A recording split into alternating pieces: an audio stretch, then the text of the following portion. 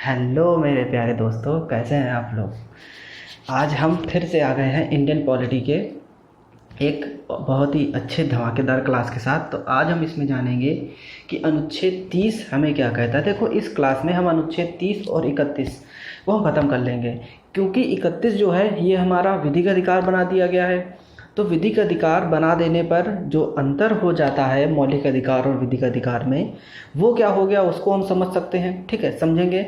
और साथ में आर्टिकल नंबर 30 हम आज बहुत ही गहनता से सीखने की कोशिश करेंगे। ठीक है, तो इसमें आर्टिकल नंबर 30 और आर्टिकल नंबर 31 जो होगा वो दोनों कवर हो जाएगा। तो आर्टिकल नंबर 30 क्या कहता है, इसको समझते हैं। उससे पहले हम आपको बता दें कि पीछे वाली क्लास में हमने संस्कृति एवं शिक्षा का अधिकार पढ़ा था, जिसमें आर्टिकल नंबर 29 को हमने ख़त्म किया था। और संस्कृति एवं शिक्षा के अधिकार में 2 प्रकार के अनुच्छेद आते थे, एक अनुच्छेद 29 और एक अनुच्छेद 30। तो अनुच्छेद 29 को हमने ख़त्म कर लिया था। ठीक है, बहुत ही अच्छे से ख़त्म कर लिया था। अगर आपने उसको नहीं देखा है तो प्लीज़ जा करके उसको पहले देखिए। तो आज हम अनुच्छेद 30 के बारे में पढ़ेंगे। तो अनुच्छेद क्या कहता है, इसकी संवैधानिक भाषा को समझने की कोशिश करेंगे, और इसमें जो अन्य केस लॉज आए हैं, ठीक है, उनको भी हम समझने की कोशिश करेंगे। तो देखिए, अनुच्छेद 30 क्या कहता है। संस्कृति एवं शिक्षा का अधिकार है, जो कि 29 और 30 में कवर होता है। अनुच्छेद 29 हम आपको पढ़ा चुके हैं। अनुच्छेद 30 देखो क्या कहता है। ये कहता है, देखिए अनुच्छेद 30 के 2 सब क्लॉज हैं। सबसे पहले तो हम आपको बता दें कि इसके 2 सब क्लॉज हैं। पहले सब क्लॉज का ही एक अन्य खंड भी बनाया गया है, का। आप का बोल सकते हैं या ए बोल सकते हैं। ठीक है, ये वाला आप देख सकते हैं, ये वाला। ठीक है, मार्कर पहले हम बदल लें। तो देखिए, इसका सब क्लॉज 1 क्या कहता है। सब क्लॉज 1 से पहले ये देखिए, अनुच्छेद 30 क्या कहता है, इसके बारे में पहले हम समझते हैं। देखो, बोलता है शिक्षा संस्थाओं की स्थापना। शिक्षा संस्थाओं की स्थापना मतलब वो संस्था जो कि शिक्षा देती हैं, शिक्षा प्रोवाइड करती हैं, उनकी स्थापना के बारे में बताता है। और प्रशासन करने का अल्पसंख्यक वर्गों का अधिकार। इस चीज़ को बहुत ही अच्छे से समझ लेना कि जो शिक्षा की जो संस्था है, उनकी स्थापना है या उनका प्रबंध है, उसके संबंध में अल्पसंख्यक वर्गों का अधिकार क्या है, इसके बारे में हमें अनुच्छेद 30 बताता है। फिर से समझते हैं। शिक्षा संस्थाओं की स्थापना और प्रशासन करने का अल्पसंख्यक वर्गों का अधिकार। समझ में आ गई बात। मतलब ये है कि ऐसे शिक्षा संस्थाएं जो कि अल्पसंख्यकों के द्वारा स्थापित किए गए हैं, तो उनका प्रबंधन कैसे होगा। ठीक है, उनका प्रबंधन कैसे होगा, उसकी स्थापना, उसका प्रशासन, उसका प्रबंधन कैसे चलाया जाएगा, इसके बारे में हमें बताता है अनुच्छेद 30, आर्टिकल नंबर 30। ठीक है, तो इसके पहले हम सब क्लॉज समझने की कोशिश करते हैं। तो पहले अगर हम पहला सब क्लॉज देखें तो देखो, पहला क्या सब क्लॉज बोल रहा है कि धर्म या भाषा पर आधारित सभी अल्पसंख्यक वर्ग। ठीक है, अल्पसंख्यक क्या होते हैं इसके बारे में हमने आपको बता दिया था पीछे वाली क्लास में, कि माना गया है कि जिनकी आबादी जो होती है 50% से कम होती है, उनको हम अल्पसंख्यक मानते हैं। बल्कि संविधान में किसी प्रकार की परिभाषा इस संबंध में नहीं दी गई है। ठीक है, तो धर्म या भाषा पर आधारित सभी अल्पसंख्यक वर्गों को अपनी रुचि की शिक्षा संस्थाओं की स्थापना और प्रशासन का अधिकार होगा।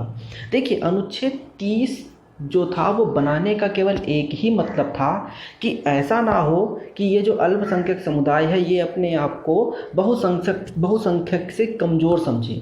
ठीक है, और विकास की एक घड़ी में, विकास की एक पटरी में इनको समानता लाने के लिए, मतलब ये भी धीरे धीरे आकर के समानता अपनी ग्रहण कर सकें। ठीक है, बहुसंख्यकों के समान हो जाए, इसीलिए ये अल्पसंख्यक हितों की बात करता है अनुच्छेद 30 की ये अपनी मर्जी से अपनी शिक्षा संस्थाओं को स्थापित कर सकते हैं, अपने स्कूल, कॉलेज, मदरसे, ठीक है, ये सारे वो स्थापित कर सकते हैं और अपने अनुसार वहाँ पर शिक्षा प्रदान कर सकते हैं अपने समुदाय के लोगों के लिए या अपने वर्गों के लोगों के लिए। ठीक है, तो धर्म या भाषा पर आधारित सभी अल्पसंख्यक वर्ग, ऐसे अल्पसंख्यकों की बात कर रहा है जो धर्म या भाषा पर, मतलब अल्पसंख्यक हैं। धर्म या भाषा पर आधारित सभी अल्पसंख्यक वर्गों को अपनी रुचि से, यानी कि अपनी रुचि से क्या कर सकते हैं, शिक्षा संस्थाओं की वो स्थापना कर सकते हैं और प्रशासन का अधिकार रख सकते हैं। मतलब उसका मैनेजमेंट कैसे किया जाएगा इस पर भी वो अपनी इच्छा अनुसार कार्य कर सकते हैं।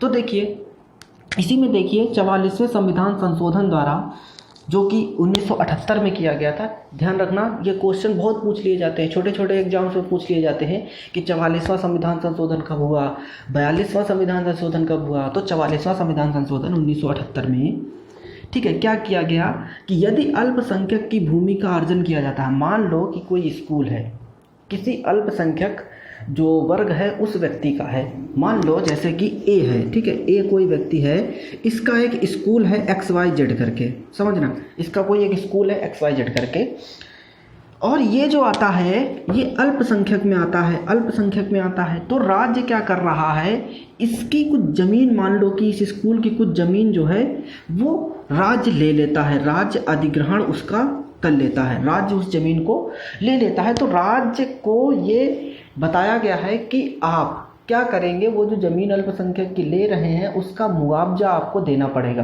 बाजार दर पर आपको उसका मुआवजा देना पड़ेगा। यहाँ पर देखिए मुआवजा शब्द जो है हमने रेड कलर से किया हुआ है, क्योंकि मुआवजा शब्द भी हमें संविधान में देखने को नहीं मिलता है, ठीक है। इसके बारे में भी हम चर्चा करेंगे कभी। तो इतनी बात समझ में आ गई कि अगर मान लो कि राज्य उस अल्पसंख्यक जो वर्ग का व्यक्ति है उसकी अगर मान लो संपत्ति को या उसके शिक्षण संस्थान की जगह को लेता है तो उसका जो भी मुआवजा होगा, जो भी बाजार दर पर मुआवजा होगा वो उसको देना पड़ेगा, ठीक है। तो ये कब जोड़ा गया, 44वें संविधान संशोधन द्वारा जोड़ा गया है, ये भी ध्यान रखना, ठीक है। 44वें संविधान संशोधन द्वारा जोड़ा गया, कब जोड़ा गया, 1978 में। चलो ये दोनों सब क्लॉज समझ में आ गए सब क्लॉज 1 और सब क्लॉज 2, मतलब सब क्लॉज 1 और 1 का काम। दूसरा देखते हैं, दूसरा सब क्लॉज क्या कहता है, शिक्षा संस्थाओं को सहायता देने में राज्य किसी शिक्षा संस्था के विरुद्ध इस आधार पर विभेद नहीं करेगा कि वह धर्म या भाषा पर आधारित किसी अल्पसंख्यक के प्रबंध में है। समझिए समझिए समझिए, देखिए इसकी भाषा को समझिए। शिक्षा संस्थाओं को सहायता देने में मतलब ऐसे भी शिक्षा संस्थान होंगे जहाँ पर राज्य फंडिंग कर रहा होगा, राज्य पैसा दे रहा होगा, राज्य मनी प्रोवाइड कर रहा होगा कि लो भाई हम तुमको पैसा दे रहे हैं और अपने हिसाब से इसका पूरा मैनेजमेंट देखो, ठीक है।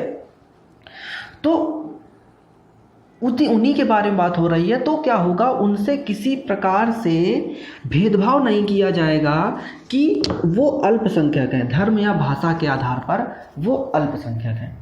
ऐसा नहीं है कि एक मान लो कि ये बहुसंख्यक है और एक ये अल्पसंख्यक है तो राज्य इसको ज़्यादा पैसा प्रोवाइड करे, ज़्यादा फंड प्रोवाइड करे और इसको वो कम फंड या पैसा प्रोवाइड करे। इतनी बात समझ में आ गई। चलिए ये तो हमारी बातें लिखी हुई थी संविधान में, वो हमने आपको बता दी। अब यहाँ से देखो प्रश्न उठने प्रारंभ हो जाते हैं। सबसे पहला प्रश्न देखो क्या उठता है, सबसे पहला प्रश्न तो यही उठता है कि अल्पसंख्यक शैक्षिक संस्था के अंतर्गत कौन कौन सी चीज़ आती हैं। अल्पसंख्यक शैक्षणिक संस्था के अंतर्गत कौन कौन सी चीज़ें आती हैं, कितने प्रकार से ये अल्पसंख्यक जो शैक्षणिक संस्था होती है वो क्रिएट की जाती है, वो बनाई जाती है। तो अब हम इसको इरेज करते हैं और अब हम इसको समझने की कोशिश करते हैं, ठीक है। ये वाला जो भी मतलब ये है इसका आप स्क्रीनशॉट ले लेना ताकि समझने में दिक्कत ना हो और इसके नोट्स ज़रूर बनाते रहना, ठीक है। बस इतना काम आप लोग करते रहो, बाकी सारा काम हम कर देंगे। तो यहाँ पर देखो बात हम क्या बोल रहे थे कि अल्पसंख्यक शैक्षणिक संस्था कितने प्रकार की होती है। तो देखिए अल्पसंख्यक अगर हम शैक्षणिक संस्था की बात करें, क्या बात है मार्कर भी नहीं चल रहा है,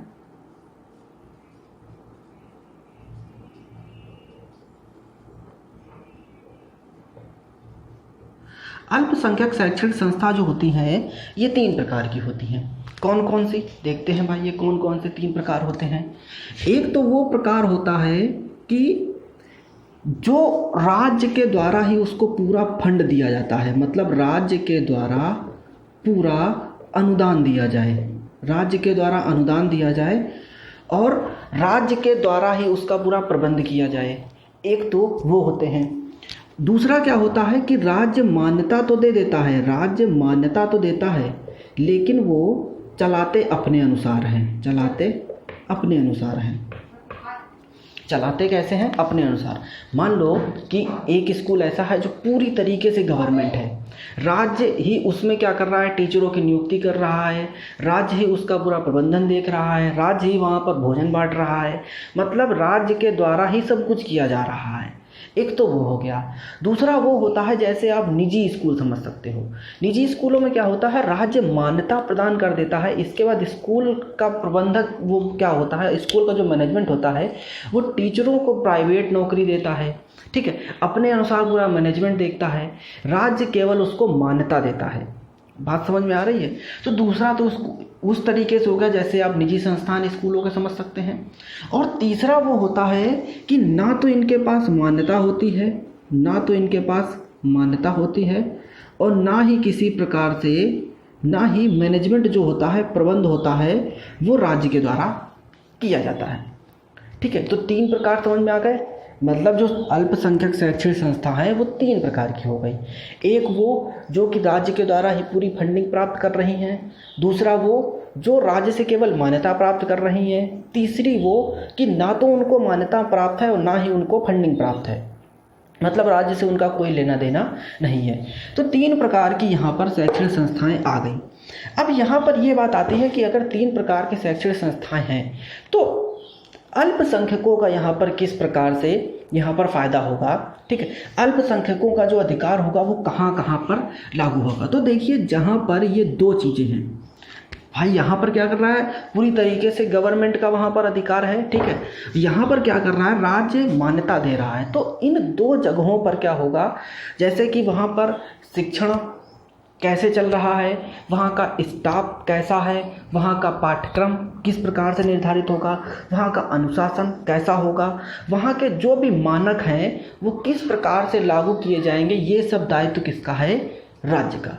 मतलब राज्य के अनुसार वहाँ पर शिक्षा दी जाएगी, वहाँ पर स्टाफ होगा, वहाँ पर पाठ्यक्रम होगा, वहाँ का अनुशासन होगा, और वहाँ के जितने भी मानक हैं वो सारे राज्य के अनुसार चलेंगे। इन 2 की बात हो रही है, ठीक है, इन 2 की बात हो रही है, पहले और दूसरे पर, ठीक है। लेकिन तीसरे की अगर हम बात करें, जहाँ पर ना तो राज्य किसी प्रकार से मान्यता दे रहा है, ना तो यहाँ पर फंडिंग कर रहा है, लेकिन फिर भी एक मतलब सभ्य समाज बनाए रखने के लिए कुछ कानून ऐसे होंगे जो कि इन पर भी लागू होंगे। जैसे कि हम बात कर लें, ठीक है, जो भी सामान्य कानून लागू होते हैं, जैसे कि ठेका का कानून हो गया, ठीक है, ठेका का कानून हो गया, ध्यान रखना, ठेका का कानून हो गया, ये इस पर लागू होगा। इसके बाद श्रम का कानून हो गया, ये इस पर लागू हो गया। इसके बाद कर का कानून हो गया, कर कानून, ये इस पर लागू होगा। इसके बाद औद्योगिक कानून, ये इस पर लागू होगा, ठीक है, औद्योगिक विकास का कानून, ये इस पर लागू होगा। तो इतने सारे कानून इस पर लागू होंगे। देखिए यहाँ पर राज्य के अनुसार भले ही इसमें किसी प्रकार के शिक्षण संस्थान, उसका स्टाफ, उसके स्कूलिंग या उसका जितना भी मैनेजमेंट है वो ना देखा जा रहा हो, लेकिन ये सामान्य कानून उस पर लागू होंगे। ठीक है, इतनी बात समझ में आ गई। अब इसी को देखते हुए यहाँ से देखिए एक नया कॉन्सेप्ट निकला। नया कॉन्सेप्ट क्या निकला कि उसका मान लो कि स्थापना और प्रबंध कैसे होगा। ठीक है, किस प्रकार से स्थापना और प्रबंध उसका किया जाएगा। तो यहाँ पर देखिए एक केस है, सेक्रेटरी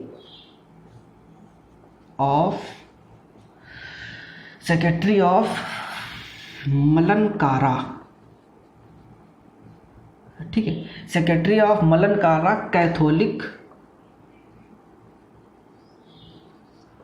कैथोलिक कॉलेज। ठीक है, यहाँ पर क्या निकला, यहाँ से इनके द्वारा कुछ सिद्धांत प्रतिपादित किए किसके संबंध में, उसके स्थापना और प्रबंधन के संबंध में। स्थापना और प्रबंधन के संबंध में कुछ कॉन्सेप्ट लगाए गए। तो उन कॉन्सेप्टों को हम समझ लेते हैं। ठीक है, ये बात समझ में आ गई। चलो इसको हम इरेज करते हैं। फिर हम यहाँ से कॉन्सेप्ट समझ लेते हैं कि यहाँ पर इनके द्वारा कौन कौन से कॉन्सेप्ट यहाँ पर निकल करके आते हैं। तो देखिए यहाँ पर स्थापना और प्रबंधन से जो मुख्य रूप से 3 कॉन्सेप्ट यहाँ पर निकल करके आते हैं। ठीक, सबसे पहला जो कॉन्सेप्ट निकल करके आता है वो निकल करके आता है कि जो अल्पसंख्यक बच्चे हैं उनका एडमिशन कैसे होगा। ठीक है, बच्चों का एडमिशन यहाँ पर किस प्रकार से होगा। दूसरा यहाँ से निकल करके आता है कि वहाँ पर जो प्रधानाचार्य हैं वो किस प्रकार से उनका निर्धारण किया जाएगा। और तीसरा जो निकल करके आता है वो शुल्क किस प्रकार से यहाँ पर प्राप्त किया जाएगा। भाई स्थापना और प्रबंधन में ही तो पूरी चीज़ें आ गई कि बच्चों का एडमिशन हम किस प्रकार से लेंगे। ठीक है, कैसे उसका हम पूरा सिस्टम देखेंगे। इसके बाद जो प्रधानाचार्य होंगे क्या वो अल्पसंख्यक हो सकते हैं कि नहीं हो सकते हैं, कि ये बाउंडेशन होगा कि नहीं प्रधानाचार्य भी अल्पसंख्यक ही होना चाहिए। ठीक है, अगर मान लो कि मदरसा खुला है तो मदरसे एक मुस्लिम व्यक्ति ही वहाँ पर जो प्रधानाचार्य है वो हो सकता है। या फिर उसका शुल्क कैसे लेंगे, शुल्क आप कैसे लेंगे। क्या अल्पसंख्यकों से हम कोई फीस नहीं लेंगे और जो बहुसंख्यक है उनके खिलाफ हम क्या कर देंगे, एकदम उनको हम प्रताड़ित कर देंगे कि उनसे हम बहुत ज़्यादा फीस लेंगे। ठीक है, तो यहाँ से देखिए कुछ कॉन्सेप्ट निकल करके आते हैं स्थापना और प्रबंधन के संबंध में। ये केस ध्यान रखना, सेक्रेटरी ऑफ मलनकारा कैथोलिक कॉलेज का यहाँ पर मामला है। तो बच्चों का एडमिशन और प्रधानाचार्य और उसका जो शुल्क है वो किस प्रकार से निर्धारित किया जाएगा। ठीक है, तो यहाँ पर देखो सबसे पहले हम बात करते हैं बच्चों की एडमिशन के बारे में, कि बच्चों के एडमिशन के बारे में किस प्रकार से प्रक्रिया होगी। तो देखिए यहाँ पर बच्चों के एडमिशन से भी 2 प्रकार के कॉन्सेप्ट निकलते हैं। पहला कॉन्सेप्ट क्या निकलता है, पहला कॉन्सेप्ट निकलता है कि प्रक्रिया किस प्रकार से रखेंगे, बच्चों के एडमिशन की प्रक्रिया किस प्रकार से रखेंगे। भाई स्कूल में अल्पसंख्यक के बच्चे भी पढ़ेंगे, बहुसंख्यक के भी बच्चे पढ़ेंगे, तो जो अल्पसंख्यक बच्चे हैं उनकी प्रक्रिया क्या रखी जाएगी। ठीक है, तो यहाँ पर क्या बताया गया कि जो अल्पसंख्यक के बच्चे हैं, अल्पसंख्यकों के लिए यहाँ से अल्पसंख्यकों के लिए अलग से प्रक्रिया है, के लिए अलग प्रक्रिया अपनाई जाएगी, अल्पसंख्यकों के लिए अलग प्रक्रिया अपनाई जाएगी और बहुसंख्यकों के लिए एक निष्पक्ष प्रक्रिया अपनाई जाएगी। क्या अपनाई जाएगी, निष्पक्ष प्रक्रिया अपनाई जाएगी। लेकिन इस चीज़ को ध्यान रखा जाएगा कि जो बहुसंख्यक हैं इनकी संख्या जो है ये 50% से कम ना होने पाए। मतलब ऐसा नहीं है कि 100 अगर बच्चे किसी स्कूल में पढ़ रहे हैं तो आप क्या करो, 50 बच्चे बहुसंख्यक के ले लो और 50 बच्चे अल्पसंख्यक के ले लो, ऐसा नहीं होगा। ठीक है, बहुसंख्यक के भी 50% होने चाहिए, मतलब 50% का कॉन्सेप्ट यहाँ पर रखा गया। इतनी बात समझ में आ गई। तो बच्चों का एडमिशन से संबंधित यहाँ पर ये बात आ गई।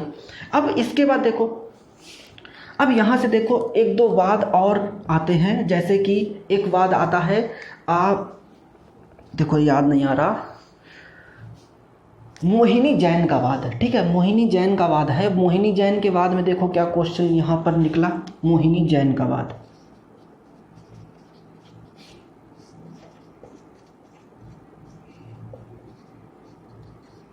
ठीक है, देखो मोहिनी जैन के बाद यहाँ से क्या आया था कि मोहिनी जैन ने यहाँ पर ये बताया था सुप्रीम कोर्ट के सामने कि शुल्क का निर्धारण कैसे होगा। शुल्क का निर्धारण आप कैसे करोगे, शुल्क का निर्धारण आप कैसे करोगे। तो देखिए सुप्रीम कोर्ट ने कहा कि शुल्क के निर्धारण के लिए पूरी जिम्मेदारी राज्य की होगी। ठीक है, राज्य अपने अनुसार वहाँ पर शुल्क को ले सकता है। तो मोहिनी जैन का यहाँ पर वाद था कि राज्य को पूरा यहाँ से क्या किया गया, बता दिया गया कि आप अपने अनुसार शुल्क को प्राप्त कर सकते हो। ठीक है, तो ये मोहिनी जैन का बात है। इसके बाद ये देखिए प्रधानाचार्य के बारे में क्या हुआ। प्रधानाचार्य के बारे में भी सुप्रीम कोर्ट ने यहाँ पर कहा कि नहीं, ऐसा नहीं है कि आप अल्पसंख्यक जो व्यक्ति है उसको ही प्रधानाचार्य रखें। अगर उसके अंदर योग्यता है, ठीक है, तो वो किसी भी समुदाय का व्यक्ति हो, वो चाहे अल्पसंख्यक हो, वो चाहे बहुसंख्यक हो, वो वहाँ पर नियुक्ति प्राप्त कर सकता है। ठीक है, तो शुल्क में भी आपको समझ में आ गया। मोहिनी जैन का वाद ये शुल्क से संबंधित है कि शुल्क का निर्धारण कैसे होगा। शुल्क का निर्धारण पूरा राज्य के द्वारा किया जाएगा। ठीक है, प्रधानाचार्य की नियुक्ति क्या है, उसकी योग्यता के अनुसार होगी। और बच्चों का एडमिशन 2 प्रकार से होगा, जो अल्पसंख्यक होंगे उनके लिए अलग प्रक्रिया होगी और जो बहुसंख्यक है उनके लिए पूरी निष्पक्ष प्रक्रिया अपनाई जाएगी। ठीक किसी प्रकार से उनके प्रति मतलब भेदभाव नहीं किया जाएगा।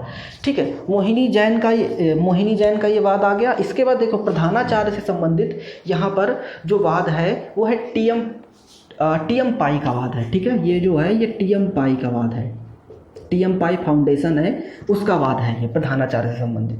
ठीक, तो इस प्रकार से आर्टिकल नंबर 30 में हमने बहुत सारी चीज़ें जानी कि उसका प्रबंधन कैसे होगा और कौन कौन सी उसमें बातें हैं। ठीक है, तो कुल मिलाकर के अगर आर्टिकल नंबर 30 को हम समझें तो ये कहता है कि जो अल्पसंख्यक समुदाय है वो भी अपने समुदाय को शिक्षित करने के लिए शिक्षण संस्थानों की स्थापना कर सकते हैं। ठीक है, चलो इतनी बात हो गई। अब हम आर्टिकल नंबर 30 की थोड़ी सी बात कर लेते हैं। आर्टिकल नंबर 30 तो गया। आर्टिकल नंबर 31 की थोड़ी सी हम बात कर लेते हैं। देखो आर्टिकल नंबर 31 क्या है। आर्टिकल नंबर 31 आपको पता है कि संपत्ति का अधिकार है। काहे का अधिकार है? संपत्ति का अधिकार है। बहुत बढ़िया। अब इस संपत्ति के अधिकार को क्या कर दिया गया है, 300 का में एक विधिक अधिकार बना दिया गया है। क्या बना दिया गया है? विधिक अधिकार बना दिया गया है। तो बात ये आती है कि फंडामेंटल राइट, अगर हम फंडामेंटल राइट की बात करें और लीगल राइट की बात करें तो थोड़ा सा डिफरेंस है।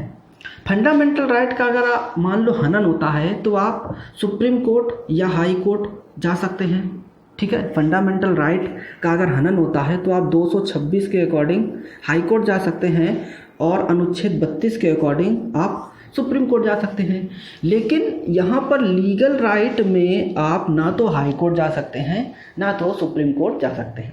तो इतना सा छोटा सा डिफरेंस है कि अगर मान लो कि आपका जो इसीलिए संपत्ति का अधिकार, विधिक अधिकार क्यों कर दिया गया 31 से उठा करके 300 का में, ये हमने पूरी आपको बात बताई है। केशवानंद भारती का पूरा केस हमने सिखाया है, पूरे हमने उसका स्ट्रक्चर बताया है कि पंचायती राज कानून के बाद किस प्रकार से इसमें बदलाव आया था और फिर इसको उठा करके विधिक अधिकार क्यों बना दिया गया था।